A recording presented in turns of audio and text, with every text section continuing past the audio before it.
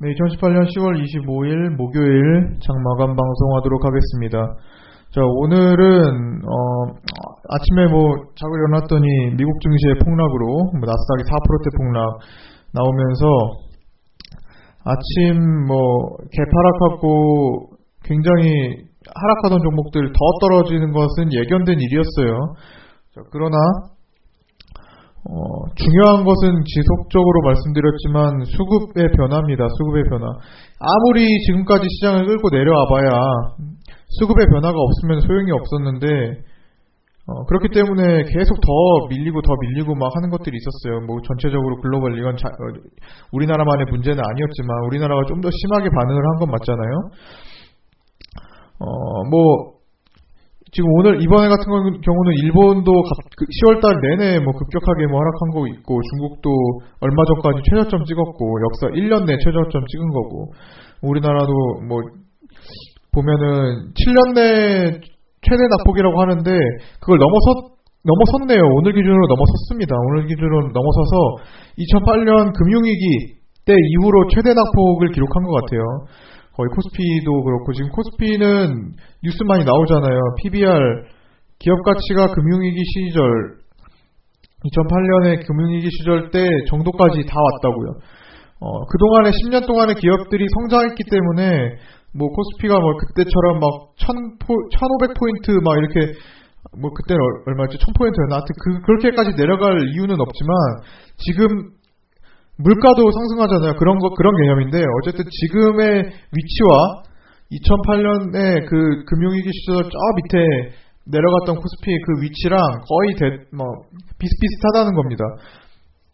그래서 여기서 더 빠져봐야 얼마나 많이 빠지겠냐는 생각도 들고, 그러나 또 오늘이 또 완벽한 최저점이라고 또 확신할 수도 없습니다. 그러나 이제 대충 다 온 것 같아요.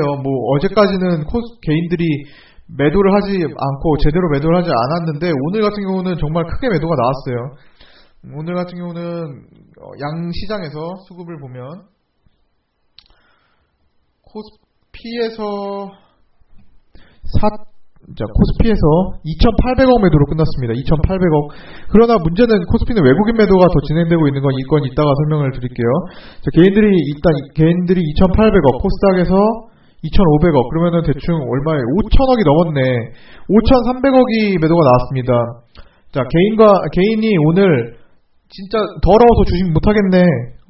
나 진짜 이거 연초에 가상화폐에서 다 털리고 왔더니 주식 한번 시작해보려고 가상화폐 털리고 복구해 보려고 왔더니 1월부터 지금 내리 꽂아가지고 도저히 안되겠다. 나 이것도 안 할란다. 다시 비트코인 할까? 라는 시점이에요 지금. 5천억이 지금 5,300억이 나갔습니다.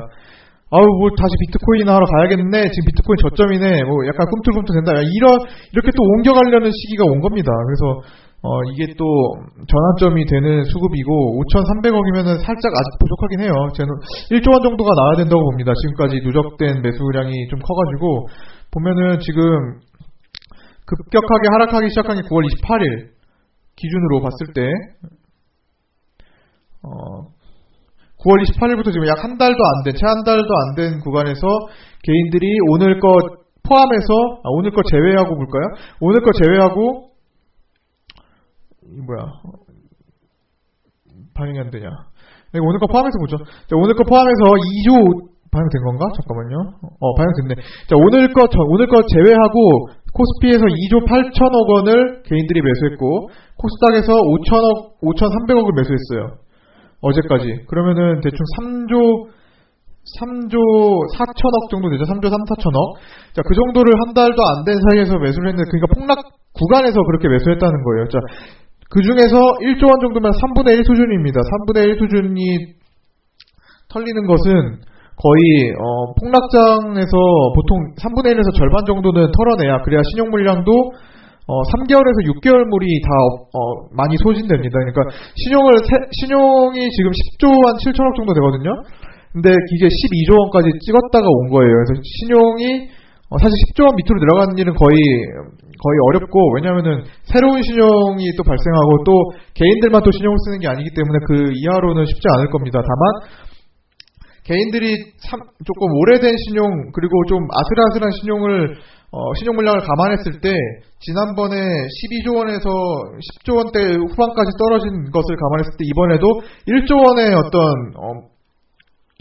어떤 개인들의 물량이 좀 필요할 것 같다는 그냥 분석이에요. 그래서 1조 원 정도까지가 흘러서 내려오면 거기가 이제 한동안에 깨지지 않는 또 저점이 나올 수 있습니다. 그러니까 반등세가 꾸준히 또 한동안 또 나올 수 있다는 겁니다. 근데 그게 나오려면은 또 며칠 걸리겠죠. 오늘이 5,300억인데 내일도 5,000원 이렇게 매도가 나오리라는 보장은 없으니까요.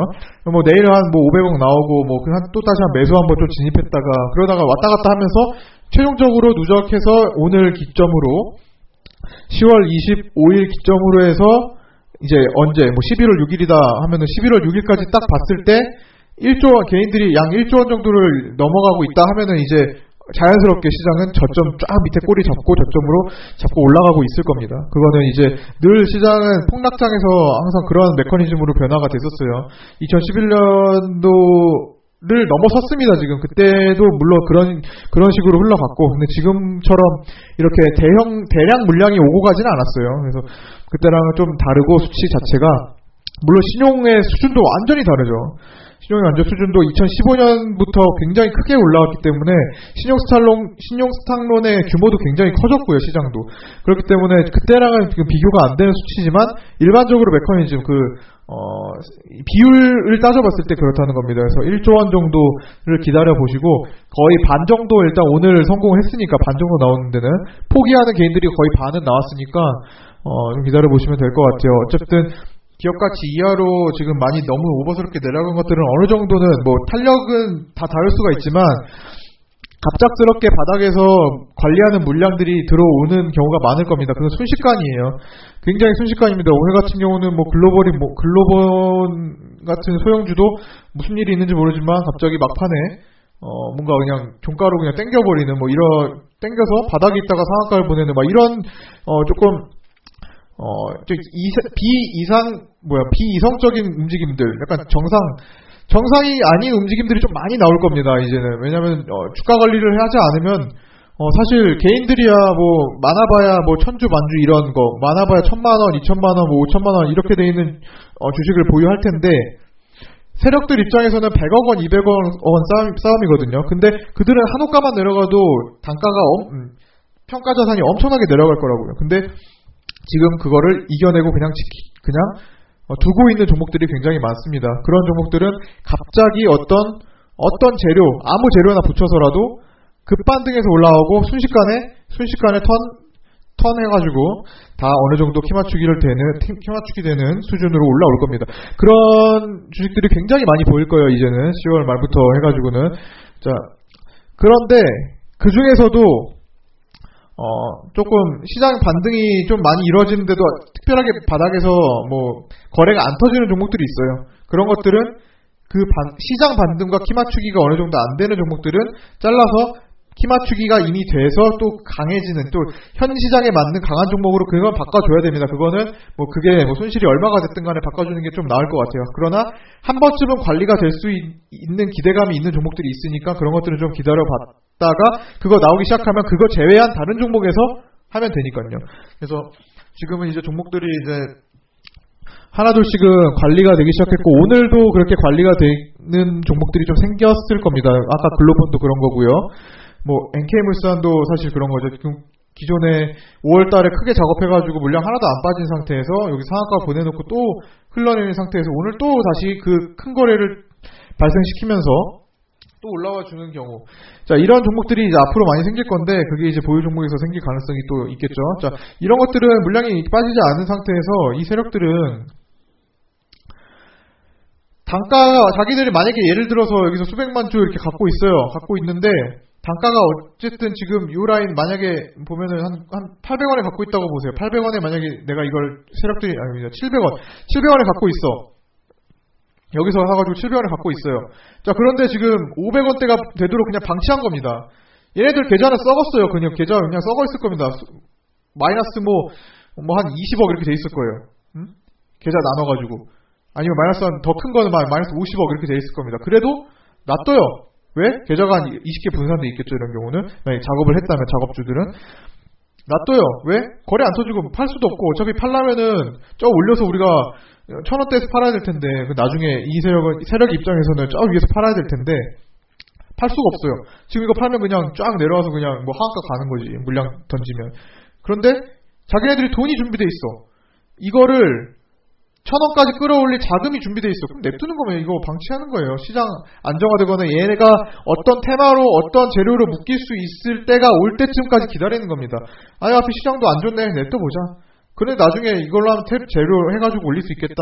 그럼 그때 자금을 써서 쫙 끌어올리면서 이것저것 찌라시도 보내고 뉴스도 보내고 뭐 공시 나오면 공시도 나올 것이고 여러 가지 재료를 흘려보내요. 그러면서 개인들이 같이 따라오도록 만듭니다. 기관들이나 개인들, 이런 건 기관들이 작업 안 하겠지만, 어쨌든, 시중에 자금을 계속 그렇게 끌어들일 때가 와요. 그게 바로 오늘인 거고. 이런 시기가 와요.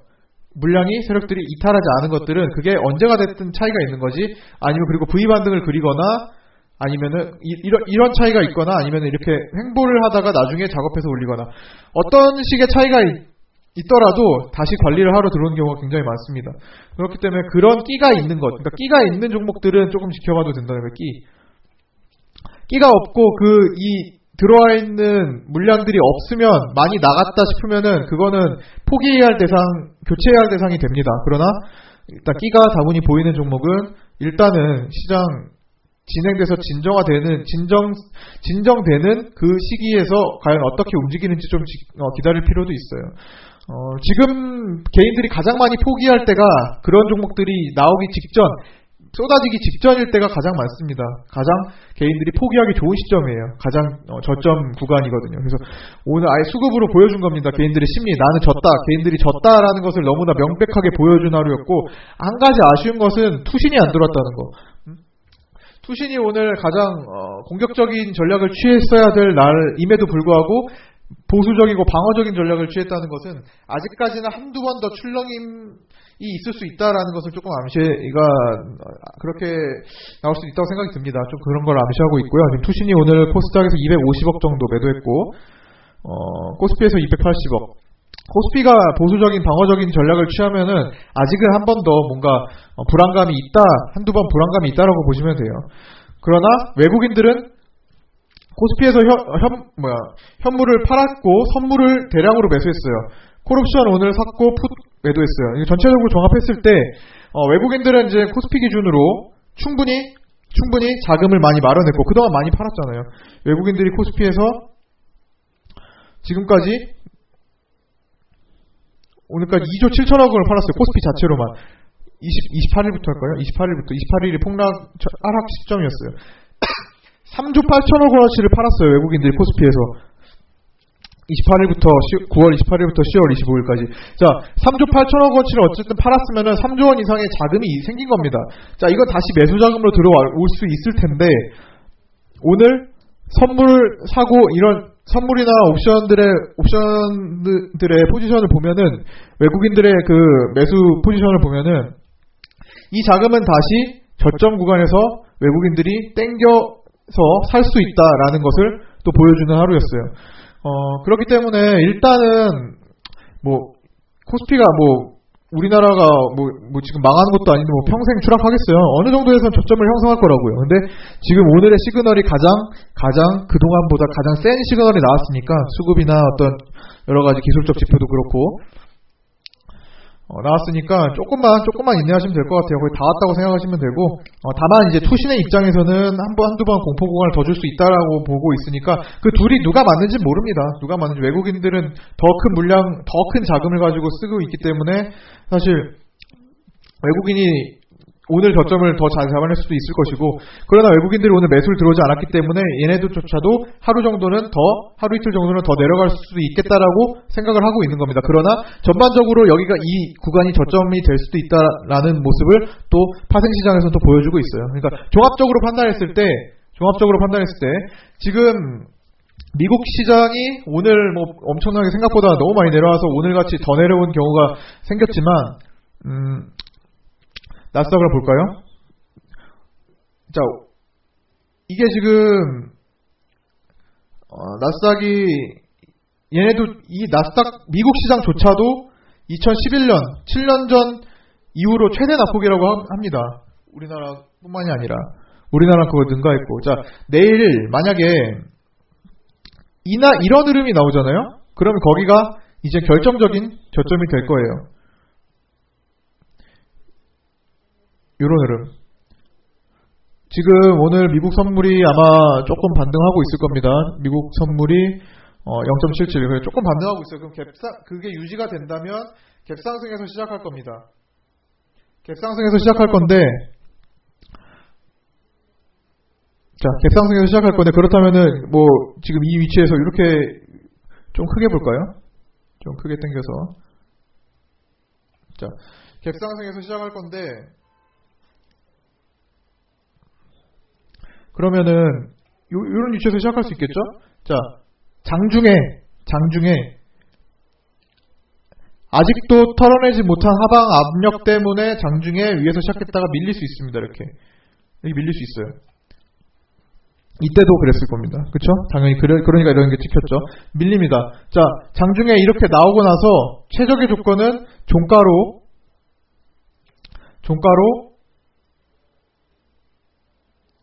이런 흐름이 나오는 겁니다. 이렇게 밑에 밑꼬리를 잡고 올라오는 거.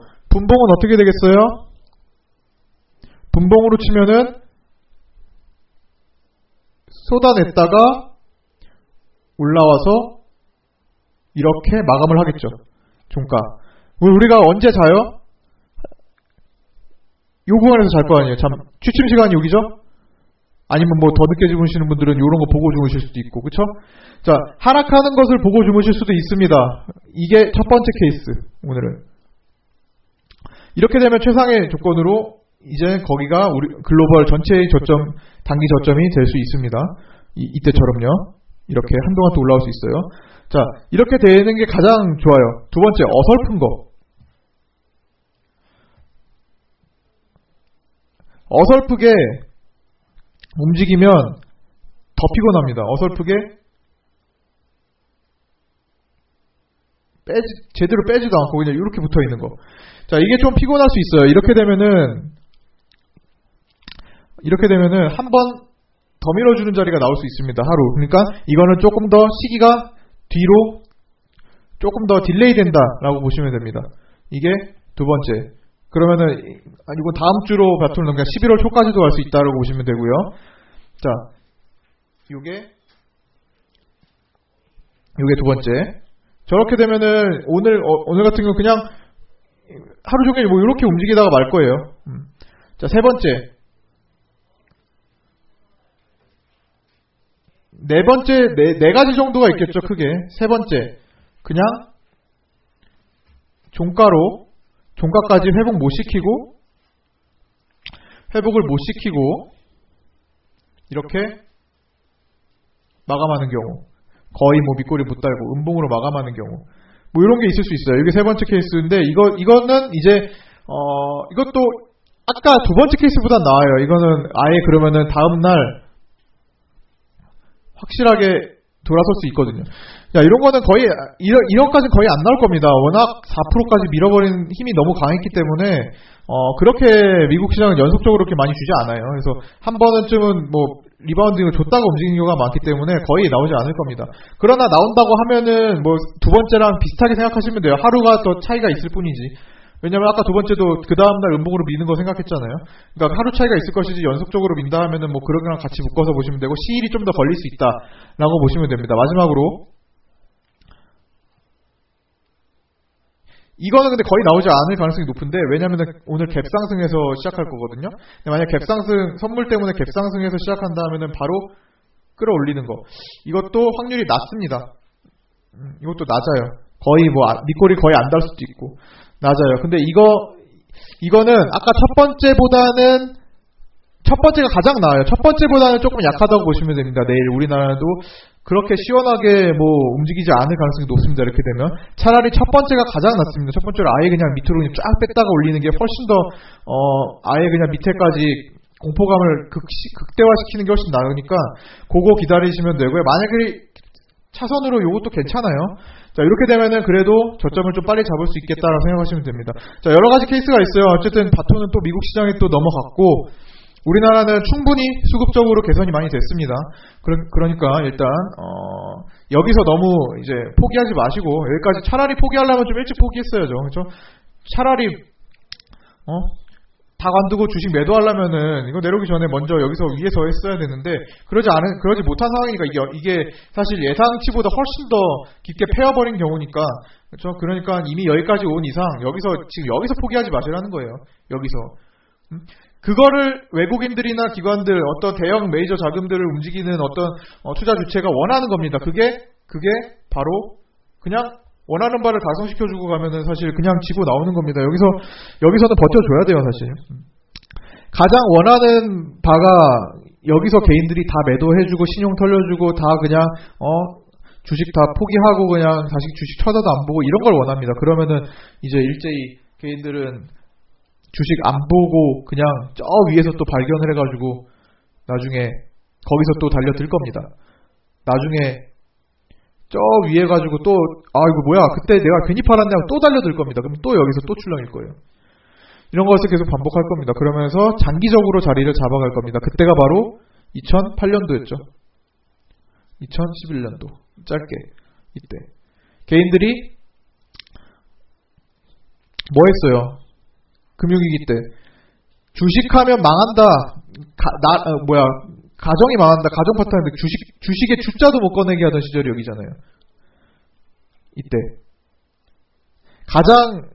언론에서도 주식은 언론에서 모든 공포가 다 있었을 때예요. 여긴 모든 개인들이 주식하면 욕 먹는 시절. 지금이야 주식한다 하면은 그래도 아직까지 욕을 먹지 않아요. 근데 이때는 주식하면 욕 먹는 시절이에요. 이때 개인들이 주식한다 했으면 욕 먹는 시절. 이때. 그러고 나서 개인들이 무관심하고 나서 혼자 이렇게 올라갑니다. 그러고 나서 여기서 또 발견해가지고 또 여기서 매매해요. 이런 메커니즘이 계속 지속됩니다. 그게 얼마나 길냐 얼마나 짧냐 그 차이입니다. 계속 짧게 반복해요. 조금만 이겨내 주셨으면 좋겠습니다. 거의 다 온 것 같아요. 거의 포지션별로. 물론 대세 하락장으로 가면은 이때처럼 지지부진하게 계속 내려갈 수 있어요. 그렇다고 하더라도 한동안의 반등세 구간을 준다는 겁니다. 그 한동안 펼쳐지는 반등세 속에 결정을 하면 돼요. 그때. 일단 지금은 그거 결정할 시기는 너무 늦었고 지금은 아니에요. 적절한 시기가 아닙니다. 자, 오늘 이 정도로 마치도록 할게요. 지금 수급 설명했고 시장 내용 말씀드렸죠. 자, 오늘 밤에 미국 시장이 어떤 케이스로 열릴지 모르겠지만 일단은 선물은 조금 상승하니까 갭 상승해서 시작을 할 거예요. 그래서 내일 아침에 확인해가지고 다음날 어떻게 해야 될지 좀 생각을 해보도록 하겠습니다. 자, 수고 많으셨고요. 내일 뵙도록 하겠습니다.